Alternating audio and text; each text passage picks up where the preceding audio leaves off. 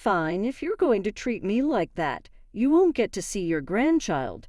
The son, who had been constantly asking his parents for money, grinned smugly. Hate to disappoint you, but I'm better off than my sister. I have a steady job, and I don't need Mom's help anymore. If you want to cut ties, go ahead. We won't let you see our kid when we have one. Stay out of our lives and don't expect us to help with your retirement costs, because we won't give you a cent. With that, the two left.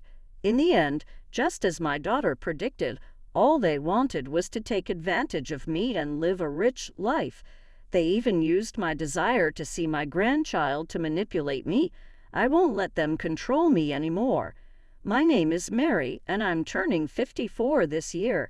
After having 2 kids, I divorced their father and managed to get by on the child support he provided. Luckily, I could return to my old job, which helped me cover expenses and save a little. I tried to make up for their father's absence, but I might have been too naive. The reality hit me when my son got married. Mom, could you help out again this month? Well, I guess I don't have much choice. My oldest son, David, married his high school sweetheart, Linda, about 6 months ago. They rented an apartment near my house, saying they were saving up to buy their own place. I even helped pay for a lot of their wedding expenses to support their goals. Still, David would ask me for money with a humble request. He told me how his company was struggling, how his salary and bonuses were not increasing. He explained that Linda's parents were sick and he had to send them money.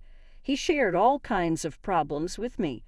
The more I listened, the more I felt he was being naive about his role as the family provider. Nevertheless, I kept giving him money for about 6 months after their marriage. Since we lived nearby, they often came over. We frequently shared dinners, and I thought David was bringing Linda over to spend time with me. Even though they were newlyweds, they seemed to prefer being with me rather than spending time alone together. I even hinted at this once, but Linda just said, "Your cooking is so good, Mary. I could eat it every day." Although I was flattered, Linda never showed any interest in learning my recipes or helping me cook. The years went by like this until my daughter Tricia started applying to colleges. At that critical time, I asked David and Linda to visit less often, but they still kept asking for money. Once the college applications were done, they went back to their frequent visits. Around that time, Tricia and Linda began to have disagreements. "Mary, your financial help has really saved us. The economy is so tough, and David's company isn't doing well. But that bag you're carrying, Linda, it's designer, isn't it? You seem to be doing pretty well for yourself. Come on, Tricia, this isn't that expensive. Besides, you always butter up Mom for money. And Linda, don't you ever think of getting a part-time job or something?" "Tricia, that's rude. Who's being rude here? Don't you feel ashamed relying on your parents for money?" "Well, I do feel sorry for Linda because I'm not earning enough." "No, not to Linda, to Mom. It's all right, Tricia. Let's stop this. We're all going through a tough time. Let's be understanding." It wasn't the first or second time Mary had to intervene between her children like this during meals. She understood Tricia's complaints, but believed they needed to endure a bit longer. Mary trusted they would soon say they could stand on their own feet and wouldn't need more financial support. Above all, she didn't want to burden her children with money issues, especially without a father figure around. These thoughts ran through Mary's head as she finished dinner and began cleaning up. As Mary heard Linda speak up, she turned around with a smile, thinking the moment she anticipated had arrived. However, Linda's words caught her off guard. Excuse me," Linda began. Mary paused, her smile freezing as she waited for Linda to continue. "Thank you so much for your support, Mom. It's really a big help." "It's okay. I'm sorry Tricia can be a bit difficult." "Don't worry about it, but I have a favor to ask." "What is it?" "Recently, I've been thinking about having a child, but I'm not confident about our finances." "What?" "Well, it's hard to have a baby when you're older, isn't it?" Well, I suppose it can be challenging. So I was wondering if you could increase the amount of support money a little more. Mary was shocked. David and Linda weren't satisfied with standing on their own feet. They were actually planning to have a child in their unstable financial situation. How could they think about having a child when things were so uncertain? Mary tried to gently suggest it was risky, but Linda seemed annoyed and pushed back. Don't you want to see your grandchild? It's not that I don't want to. I'm an only child, and I really want my parents to meet their grandchild soon. But having a child will make things even tougher, don't you think? I'll get a job, too. We'll figure it out. David assures me we can handle it. Despite Mary's concerns, Linda insisted they would manage fine, and there was nothing to worry about. Reluctantly, Mary agreed to increase their monthly allowance from $1,000 to $1,200. When she shared this with Tricia, her daughter was upset, saying, "Mom, they're taking advantage of you." But Mary still hoped for the day when her children would be independent. A few years after I increased their allowance, David came to our house alone. He knew I was off from work that day and seemed anxious to talk. "Is Tricia here?" "I think she's studying in her room." "Why? Do you need something?" "No, it's okay. I just have something to ask of you, Mom. I hope it's not bad news." "Well, I was wondering if you could increase the allowance a little more." I had expected it from David's demeanor, but I was deeply disappointed that both he and Linda continued to ask for money without any remorse. I sighed heavily and finally, in a stern voice, confronted David. "Enough is enough. How long do you plan on relying on your parents?" No, you're misunderstanding. Linda has been getting tests done at the hospital." "Is Linda sick?" "No, not like that. She's been getting tests done for childbirth, and it's turning out to be more expensive than we thought. We're short on cash. That's why I warned you about the risks of having a child without proper planning. What will you do if something unexpected happens? If the child needs medical care, or if one of you falls ill? Begging me for money isn't a solution." "Don't be so upset. I didn't expect the tests to cost this much." "Isn't that strange?" I turned around at the sudden interruption to see Tricia, who had apparently been in the living room. David looked irritated, trying to hush her, but Tricia cut him off and approached. "What kind of tests are you talking about for childbirth? Would a pregnancy test be enough to know if she's pregnant?" "I'm not sure.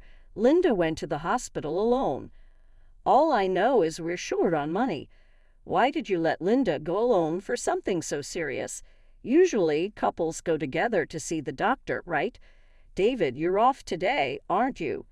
"Don't interfere. You're just a kid who doesn't understand pregnancy." "You're the one who doesn't understand, David."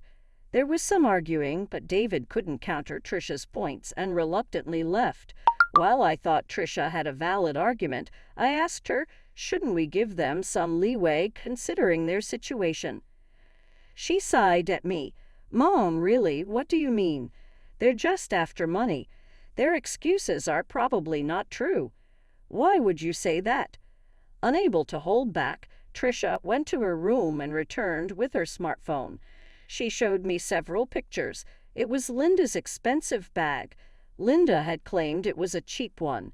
"But I think it's real," she mocked. "My bag is pathetic," she laughed. "This bag costs $1,200, the same as the monthly allowance. Yet it's a high-end brand no matter how cheap she says it is. She had a different expensive bag each time she visited. I think she's just using the allowance for these things." "You might be right," Mary said. Linda had so many different bags. She was laughing at Mary behind her back, thinking she didn't notice. Then Tricia showed Mary a recording. It was a conversation between Linda and Tricia, recorded when Mary was at work and Linda had come over. "Tricia, I know you don't care about money and only carry cheap bags, right? Could you ask your mom to increase the money she sends me? You did something like this before and got money from Mom, didn't you? An extra $200 isn't enough. How about $1,200? She thinks she's supporting her son in his dreams with just $1,200. She should give us more, especially if she wants to see her grandchild. How bold. Don't you think it's better for young people to spend money rather than older people hoarding it? Hey, Mom, are you still going to keep sending them money after they said all this? Trisha's voice was clear and firm, revealing she had secretly recorded their conversation on her phone. Hearing it, Mary felt both disappointed and deeply sorry for Trisha. She had witnessed her brother and his wife begging their own mother for money. It was a wake-up call for Mary. She decided she needed to have a serious talk with David and Linda. I need to talk to David and Linda. I'm glad. If you're going to do that, I'll support you however I can. Thank you. The next day, Mary invited them over to her house. Linda arrived with one of her expensive bags, looking pleased. Trisha and Mary sat down with them in the living room. I'm going to stop sending you money. What? What are you talking about? We can't handle this kind of surprise. That's right, Mom. My medical expenses are adding up, and it's causing me a lot of trouble. Why don't you save your money instead of buying those expensive bags? Initially trying to be humble and win Mary's favor, Linda sighed heavily when Mary mentioned the bag. Don't you want to see your grandchild? I would worry about a child born to parents who are not financially responsible. So you're not going to help us, even though your son is in trouble. I've supported you enough. I've been sending you money for 10 years now, David. It's time for this to stop. It was you. You must have said something to Mom. Trisha had nothing to do with this. It's my decision based on your actions. As Mary firmly stated her decision, David and Linda fell silent. She felt relieved that they could resolve things after a serious conversation. But then David scoffed and raised his voice. Well, fine. If you're going to insult me like this, then forget about ever seeing your grandchild. What are you talking about? Weren't you the one disrespecting Mom just now? You kept sending us money because you thought I was worthless, right? That's right. You kept giving us money because you thought David couldn't manage, right? What's your point? Sorry to say, unlike you, I'm actually capable. I've been earning my own money, so I don't need Mom's help anymore. You can stop giving us your pocket change. You're blaming us, yet you're admitting you can't survive without the money, right? Yeah, that's right. But don't expect us to support you in your old age after treating us like this. And even if we have a child, you won't see them. Stay out of our lives. With those words, they stormed out. Trisha's earlier warnings rang true. They were just draining Mary and wasting the money. Worse, they exploited her desire to see her grandchild. Trisha looked satisfied as Mary pondered the situation. Don't worry, Mom. They'll come crawling back soon enough. But from now on, it's a new game. Trisha spoke with certainty, and she was right. Just 6 months later, David showed up at the house in his work clothes, clutching his credit card statement. Listen to me, Mom. Linda is out there spending my money on bags and stuff like it's nothing. Oh, and why are you surprised now? That's harsh, Mom. Well, didn't she always behave like that, even when she was receiving $1,200 from me each month? $1,200. She told me she was only getting $500. You didn't even know how much allowance I was giving to your wife, did you? That's disappointing. Mary recalled how she used to put the money in an envelope for them. She felt a headache coming on, realizing her son hadn't even bothered to check the amount before spending it.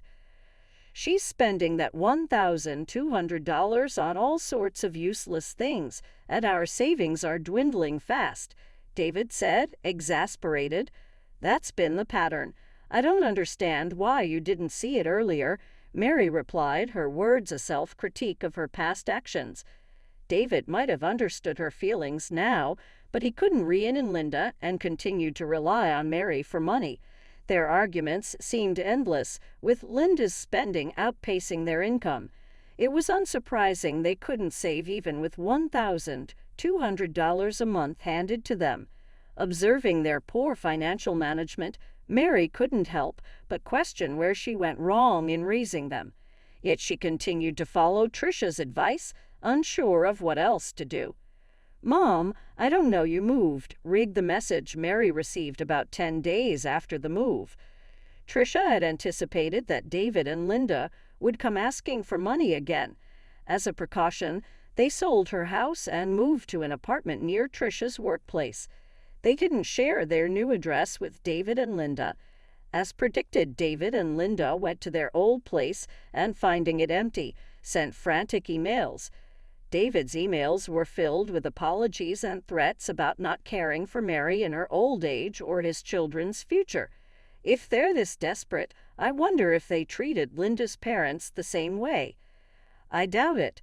Linda's parents are like her, always looking for handouts. Trisha informed Mary, sharing what she had learned about Linda's family. It became clear that from the $1,200 Mary used to give them, Linda had been passing on money to her parents. It explained how they managed such high expenses each month. Now, with their disposable income gone, David and Linda were feeling financial pressure from Linda's parents. Mary was speechless at how her son and daughter-in-law continued to rely on others. After seeing the emails, Trisha simply said, "I told you so," and blocked them. Mary felt no sympathy or pity for David and Linda. Even if they apologized, they were proud of their education and qualifications, so they should work hard together. Absolutely, Trisha. Enough trouble with David. I've helped him out, even dipping into my savings while working, but I've done enough. From now on, until you find a good partner, we'll support each other as mother and daughter.